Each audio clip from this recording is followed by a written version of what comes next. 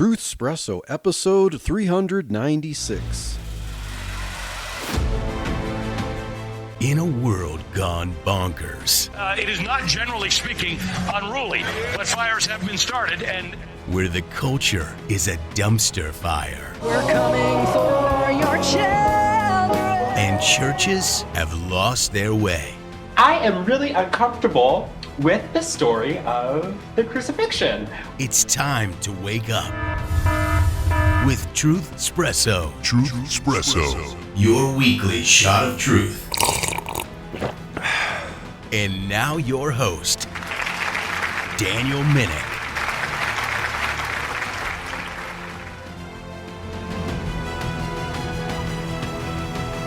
Well, hello there, friends, family, foes, and lurkers alike. This is Daniel Minnick, your host for another exciting episode of Truth Espresso.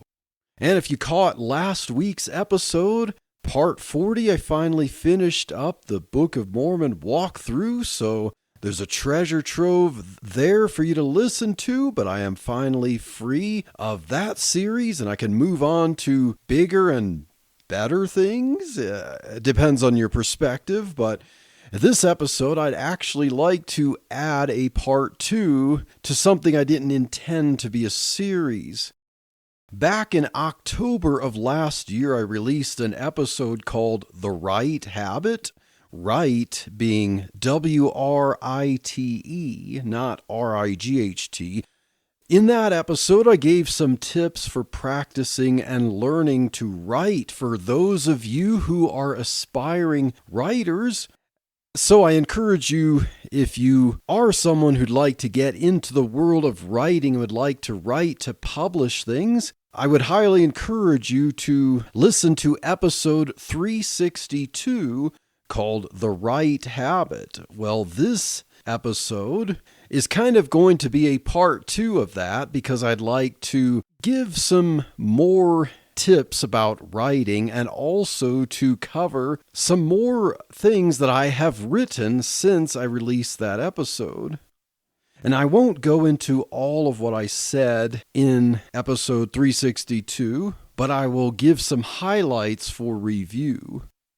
In the last episode, I talked a bit about writer's block and that it can have many causes, but I believe that the biggest cause of writer's block is not understanding how our brains work.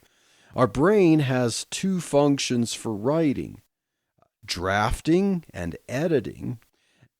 When we speak, we may stutter, we may use incorrect grammar, we may be unnecessarily wordy, but if we want to write, we often find ourselves staring at a blinking cursor on the screen, and we blame that pitiful situation on what we call writer's block.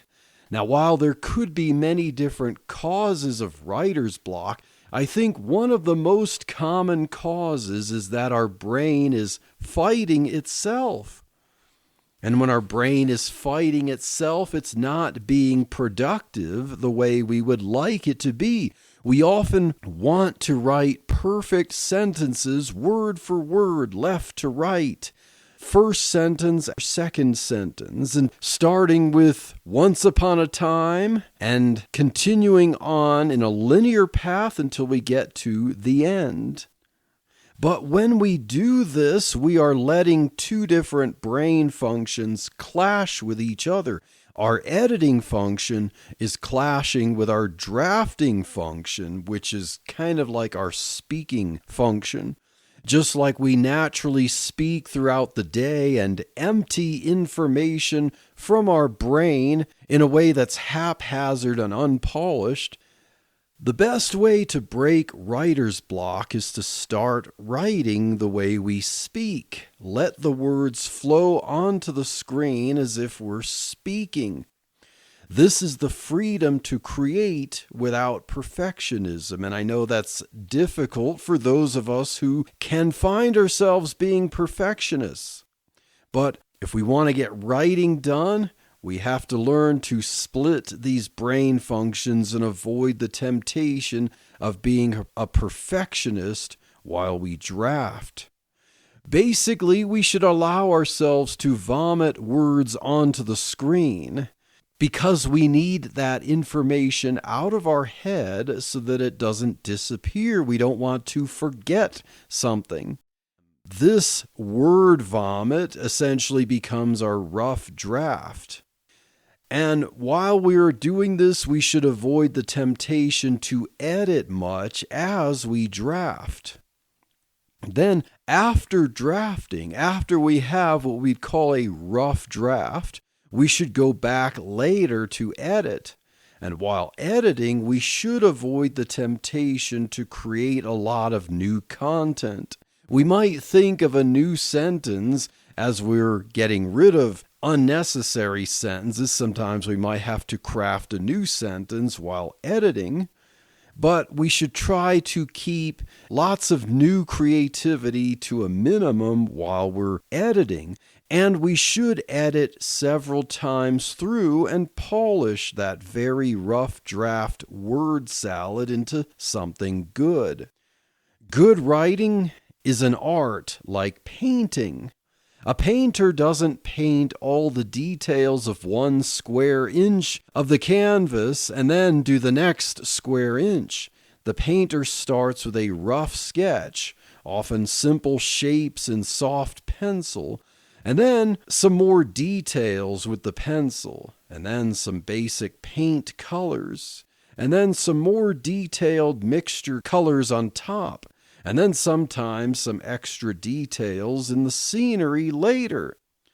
So with writing, we start with a very rough draft, we vomit onto the page or onto our computer, almost like we're talking. However that information comes to our head, get it out, and then go through a series of edits. Perhaps one time go through and look for sentences that don't need to be there. Is this sentence really necessary? Does it just kind of repeat something that we've already said? Well, unless it's a main point that we really need to just reiterate to hammer it, we might think about removing that unnecessary sentence. Perhaps one round of editing is to go through and look for words, individual words that we can remove that are just fluff. And then another round of editing might be to look for specific words that we could improve. Now, it's possible that if you're doing one round of editing for removing words and you happen to spot a word that you immediately know what a better word could be, go ahead and do that. Do not hinder yourself when your brain is functioning. That's not the idea I want you to come out of this, because you want your brain to work as efficiently as possible. We're trying to get some good tips for writing that allows you to be efficient and not letting brain functions clash with each other. But if your brain does think of something, by all means, do it. So as we edit, we will eventually turn our word vomit into a masterpiece. Now, I want to return to the idea about writing opinion pieces that I talked about in episode 362, The Right Habit. As someone who has published 2 books so far, and then got started getting into writing opinion pieces, I would highly recommend that you don't go that route, that you instead try opinion pieces first. And I'm going to make the case for that in this episode. At least make the case for why you should consider writing opinion pieces. So why should you learn to write articles or opinion pieces? Number 1 reason, more exposure. You will likely get more readers, more followers, more people aware of your words by writing opinion pieces. Far more people are likely to read short articles than they are to read books. Many people don't have the attention span for a book. For those of us who have written books, we know that books are hard to sell. Well, lots of things are hard to sell, but books are especially hard. What do most people like to buy? Phones, computers, movies, video games, clothes, food, things that are fun and entertaining, things that immerse you into an experience, things that tickle your senses, things that get people to notice you, like clothes, things that satisfy hunger, like food. Now, everyone wants to be an author, but not everyone likes to read books. That is kind of the paradox of the book writer. Now, some people who have no patience for a book do tend to read shorter things like articles. They read social media posts because they're shorter. If they're in a waiting room for a doctor's appointment, they may grab a newspaper or a magazine from the rack and read an article. Maybe not so much now as in the past, but those are still available. They may instead whip out their phone and read an article online while waiting. So people do read, they just like to read shorter things. So my point is that in an age of social media and quick headlines, your audience may be far greater with well-crafted opinion pieces than with a book. So the first reason you should consider writing opinion pieces is that you could get more exposure. The second reason is doable goals. An opinion piece is usually anywhere from 500 to 1,000 words, so 750 words would be the average length for an opinion piece. That really isn't very long, especially if you have a lot to say about a topic. What makes this type of writing ideal for new writers is that it is doable. Too many books stay unwritten because they're left in the imagination and they never come out, they never get finished. Oh, I wish I could just write that book, you may say in your daydreams, but I could never write it because I could never finish it. Well, why not start your writing journey with something you can do, like a short opinion piece or some other kind of article? Instead of 200 pages, you're only writing about 5 paragraphs. If you have one main theme you want to talk about and 3 points to prove it, you just need an intro paragraph, a paragraph for each of those points, and a concluding paragraph, and you're on your way to writing an opinion piece. Have you ever heard the question, how do you eat an elephant? And the answer is 1 bite at a time? Well, that certainly applies to a book. In the case of an opinion piece, you just have a sandwich to eat. You still eat it by taking 1 bite at a time, but there are far fewer bites in a sandwich than an elephant. So, why write opinion pieces? Number 1, more exposure. Number 2, doable goals.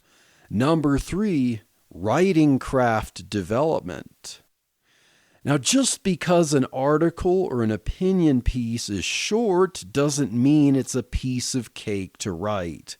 In fact, I would highly encourage you to realize that opinion pieces are nothing to sneeze at.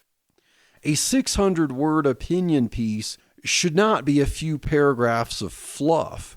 It should have a unique angle with a compelling main point. It should read like a polished work of art.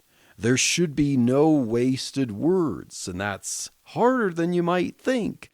But, of course, like I said in point number 2, doable. An opinion piece also has a structure and rules to follow that are good for writing discipline. It should begin with an attention-getting sentence called a lead, L-E-D-E, lead. It's important to have a creative, concise, and attention-getting title or headline for your piece. But just as important is to have your first sentence hook the reader to want to read more. You want the reader to read your whole piece, which isn't really that long anyway. For example, my most recent article's opening sentence was, "The Supreme Court turned our border into a children's game." So naturally, the reader will think, well, do tell, how did the Supreme Court do that? What do you mean? Prove it. So then I explained through the article, using my supporting points, how the Supreme Court's ruling in the birthright citizenship case made the United States border like a game of Red Rover. And trust me, I went through this piece about a dozen times to edit it into its final form and to get every word how I wanted. When you get used to editing your own rough drafts and learn how to edit, you should also get used to editing more than once. Each time you come back to your draft with fresh eyes, you may notice something you can improve. A redundant word or phrase, I can cut that. A large jargony word, I can replace that with a word that's easier to read. A long sentence that's really two thoughts, maybe I can rewrite it into two shorter sentences. Hey, maybe there are two small sentences that can be merged into one if that's what makes it easier to read. An unnecessary adverb trying to prop up a weak noun like walked quickly, I can replace those words with one stronger verb. It's more vivid, like dashed or sprinted. If you get used to multiple rounds of fresh editing, you can really craft a tightly written masterpiece that packs a punch. Now think of editing an opinion piece with Psalm 12 verse 6 in mind, which says, "The words of the Lord are pure words, as silver tried in a furnace of earth, purified 7 times. Now I know this is talking about God keeping his promises, but take the imagery there, purifying words 7 times, like silver. That's what you're doing with editing. You're refining and purifying your words like precious metal and editing out all the dirt and the dross. So why should you write an opinion piece? Number 1, more exposure. Number 2, doable goals. Number 3, writing craft development. And now finally, number 4, preparation for a book. Now, after all this, you might be thinking, is this guy telling me not even to try to write a book? Should I just write articles or opinion pieces instead? Well, I hope that's not what you've been getting from this. I suggested that new writers might want to think of shorter articles as a way to start the writing journey. As I explained, it's a worthy discipline that really develops writing craft. The shorter pieces demand serious editing and fine-tuning. Every word should count. The amount of information you can communicate in 600 words is truly amazing when you have edited, re-edited, and edited some more until you have no wasted words. You have a lead that demands attention. Your piece has wit and charm. It commands respect. You've carved your piece into an intricate picture and overlaid it with gold. When people read your headline, they want to read the first paragraph, and then they continue reading until the end. They don't get tired because your words are interesting, entertaining, and powerful. Your sentences are mostly short and to the point. When you get used to writing opinion pieces and knowing what it feels like to write and finish something multiple times, you may find that a book-length project may not feel as hard to do. Some topics that you originally thought for an opinion piece might be a lot more involved than 600 words. It may amount to several articles or even a book. You can use those skills you developed with writing and polishing opinion pieces to write and polish a book. Now, this point is how writing opinion pieces and getting them published is good preparation for writing that book you've had stuck in your head as a fever dream. But that preparation isn't just for developing your writing craft for the book. It can also be a resume for your book. Think of the back cover of a book that you've ever thought of buying. You picked up an interesting looking book, and I know it's said that you can't judge a book by its cover, but come on. You've picked up a book because the cover looked really cool. You looked at the front cover, you looked at the spine, and you see the author's name, and then you look at the back cover to see, is this person's name already recognizable? If not, did you look at the author's bio on the back there to see if he or she has some street cred? Now let's say you want to write a book about how to feed your pet dog. Let's say your book title is See Spot Eat, Keeping Your Dog Healthy on the Cheap. It's about recipes and food sources to keep your dog healthy without costing you an arm and a leg. What if your bio on the back of your book said, Jane Doe has been an animal lover and a dog nutritionist for over 30 years? Okay, great. But is there anything else the reader can read from Jane Doe to know if the book is worth a buy? People might be more likely to buy the book if the bio said, Jane Doe has been an animal lover and a dog nutritionist for over 30 years. Her canine wisdom and insight has been published in the Huffington Post, the Philadelphia Inquirer, Modern Dog Magazine, and Pet Age Magazine. Now there is a bio that gives some street cred. That not only shows that you have something important to say, but you know how to say it, and you have said it. You can be an expert dog lover all you want and have a lot to say about it, but people like to read books that they're confident are well written.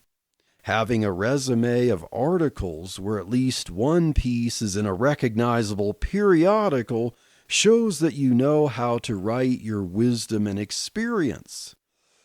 So opinion pieces can make a very good resume for your book. Now, I do want to give a personal example of something that kind of motivated me partially for getting into opinion article writing and seeing a bio on the back of a book. Now, I have seen Ryan T. Anderson in person at an event before, and I bought his book, Tearing Us Apart, How Abortion Harms Everything and Solves Nothing. Now, on the back cover, the bio says about him, he has written for the Wall Street Journal, New York Times, Washington Post, USA Today, and numerous other newspapers and journals. Also, his co-author, Alexandra DeSantis, it says of her work has been published in The Atlantic, Wall Street Journal, New York Times, Washington Post, Washington Examiner, and Human Life Review. So, indeed, getting opinion pieces published in notable periodicals makes a good resume for a book. And that partly encouraged me to think, well, if I do want to publish another book eventually, I'd like to have a resume where I can list some periodicals where I've published opinion pieces. So there you go. There are 4 reasons that you, if you're an aspiring writer, should seriously consider writing opinion pieces. Hey, I'm Daryl, and I'm here with my wife, Karen. What's up? And we're the hosts of the What Are We Even Doing Here podcast, the podcast that seeks to answer the question that we've all asked, what are we even doing here? We cover topics such as marriage, family, life, and living a Christian life in this crazy world. We don't have all the answers, but we know where to look. Subscribe to us on iTunes and follow us on SoundCloud as we seek the kingdom of God and find out What We Are Even Doing Here. Grace and peace. Now, in the October episode, The Right Habit, that I mentioned earlier, I summarized and linked to 4 opinion pieces that I had written up to that point and gotten published. In this episode, I want to go through 5 that I have published since I released that episode.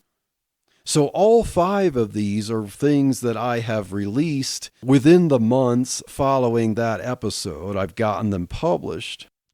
The first one is entitled Planned Parenthood's Founder Fought Against Abortion, and that was published October 19th, 2025. This is my first opinion piece that I managed to land in a major outlet, the American Spectator. I remember reading from printed issues of the American Spectator as a teenager in the 1990s. So to get a piece there was like living a childhood dream. Now granted, it's on their website, not in their print magazine, but it still vindicates my drive to write and pitch. If I didn't get into writing, I would never be able to say that I got something published in the American Spectator. So this piece argues against abortion by addressing a very little known fact about Margaret Sanger's legacy. Did you know that Margaret Sanger, the founder of Planned Parenthood, was against abortion? Yeah, we would hardly know that given how Planned Parenthood is virtually the largest abortion mill in the world. So my article quotes the atheist feminist icon liberally to show that she would sound like a radical anti-abortion activist today. However, she believed that contraception and access to it would wipe out the tragedy of abortion. She didn't think with the correct moral perspective. We know that that didn't happen because now we have both contraception and abortion readily available. So this piece was meant to be a conversation starter that shows just how radical abortion advocates and Planned Parenthood are today, that they would make Sanger herself shriek in horror. My second opinion piece that I got published since that last episode there was entitled Trump, Constantine, and the Politics of Providence. This was published January 3rd, 2026 in the American Spectator. Now, I originally pitched it as 4 ways Trump is like Constantine the Great. I meant this piece as an entertaining and educational article to show how figures like Constantine and Trump alike are both historically significant leaders who helped Christians and did great things despite their very notable character flaws and imperfect policies. Christians who are persecuted throughout history sometimes need a quirky and bold diplomatic ally with a common enemy to plead their cause. So I think you might find that article rather enjoyable to read. Now, the third one that I got published was entitled Russell Kirk Warned About the Fall of England. This was on March 18th, 2026. And it was published in The Thinking Conservative, the place where I got my very first opinion piece published. Russell Kirk, a prolific conservative leader in the mid-20th century, understood the power trends rapidly changing the world with wars and ideologies. And Kirk was a strong proponent of Christian culture and how economic growth and righting the wrongs of the past required careful thought. Changes to the bad required recognizing and embracing the good of the past. The temptation of ivory tower theories and radical revolutions like socialism, communism, and materialism threaten cultural hegemony and morality and make civilization unstable. So I argue in this piece that Kirk's warnings in the 1950s about rapid and large-scale immigration and disregarding moral heritage are almost prophetic about what we see has happened to England recently and what threatens to happen in the United States. Now, this piece, as I said, landed in the Thinking Conservative, but it did so after I had pitched it to the Reformed Conservative before, and I didn't hear from the Reformed Conservative for long enough that I figured that they were not going to publish it. Now, I did hear much later from the Reformed Conservative after the fact, and they decided to republish it with permission from the Thinking Conservative. So this article is actually on 2 sites. Now note, the Thinking Conservative has since shifted its contributor content to a new site called Across Voices. So I'll provide links where you could read this piece both in Across Voices and in the Reformed Conservative. So the other 2 articles that I published originally in the Thinking Conservative will now be found instead on Across Voices. The 4th article that I published is called The Dangerous Allure of Being a Government Influencer. And that was on March 27th, 2026. And it was the first one that I broke into the American Thinker. And that's a popular website that divides its site into articles and blogs. The articles are longer and the blogs are a little shorter. So this was published as an article. So when Kristi Noem found herself in hot water before the U.S. Senate after a lavish ad campaign, I had been sensing influencer culture in Noem's ads for a while. She liked to look like a rough and tumble cowgirl Barbie over and over again. In this piece, I described the psychology of the desire that people can have to amass a following on social media and be an influencer.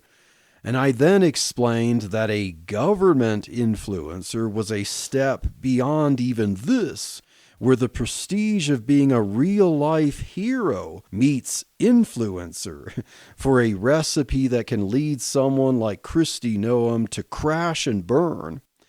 And I included a warning for her successor, Mark Wayne Mullen, there not to fall prey to the same temptations. So if you want to check that article out, I will provide a link to that and all the other articles in the show notes for this episode. And finally, the 5th opinion piece that I published was entitled, Is Our Border a Game of Red Rover? This was also in the American Thinker, and I published it as recently as July 20th, 2026. And that was published in their blog section, even though the word length kind of got it on the shorter end of an article, but it's in their blog section if you looked for it. So in this opinion piece, after the Supreme Court ruled in favor of birthright citizenship in the Trump v. Barbara case, I compared it to other rulings from the Supreme Court around the same time where they allowed for stronger border enforcement. So this reminded me of the childhood game of Red Rover. The border was like a team in Red Rover trying to keep an opposing runner from another country from breaking through the wall. Because of birthright citizenship, if someone breaks through the border and gives birth there, even as an illegal immigrant, it's like winning a game. So this piece argues for how absurd and contradictory the situation is to turn the border into an international game, perhaps to get advocates of birthright citizenship to rethink that position. So I recommend you check out that article, Is Our Border a Game of Red Rover, to see how persuasive I might have been arguing against birthright citizenship with a unique spin on the debate. So that's a summary of the 5 opinion pieces that I have gotten published since I last released an episode of Truthspresso called The Right Habit. So this episode is The Right Habit Part 2. And I encourage you to listen to that episode and this episode. And if you're an aspiring writer, and I would love it if some of the listeners of Truthspresso would seriously consider getting into writing. And as I've explained in this episode, writing opinion pieces are a good way to polish that craft, to break into writing and getting things published. Maybe before you try to write a book, this might be the way to go, to get some name recognition, to get projects under your belt, to get the feel of writing and getting things done and getting them published. Now, I might maybe make another episode at some point on this kind of topic about tips for pitching your opinion piece, like how I wrote queries to the various sites and how I managed to get things published in places that I didn't even think I would manage to get, like the American Spectator. So that sounds like a good topic for another episode. But the world of Christianity could use more writers. Not just people trying to write words, but people who can write well. And writing well is often something that you have to practice and fine-tune. There are talented writers out there for sure, but a lot of writing well is learning the craft of it. Writing is a skill to be learned for the most part, not just a talent.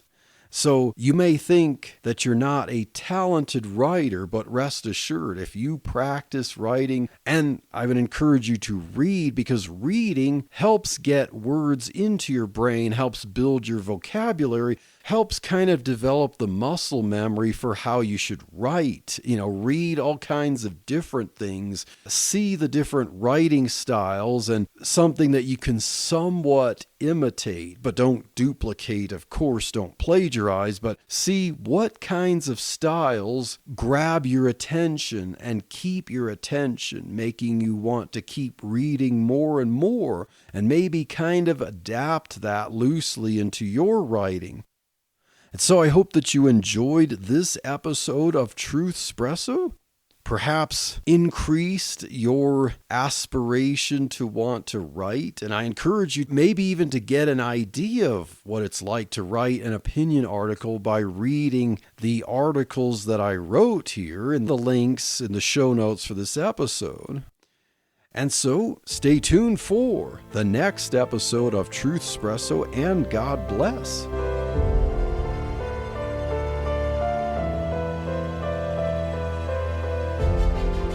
Thank you for listening to this episode of Truthspresso. Be sure to subscribe and rate it on your favorite podcast app. Truthspresso is a member of the Christian podcast community. Check out other great faith-building shows at ChristianPodcastCommunity.org.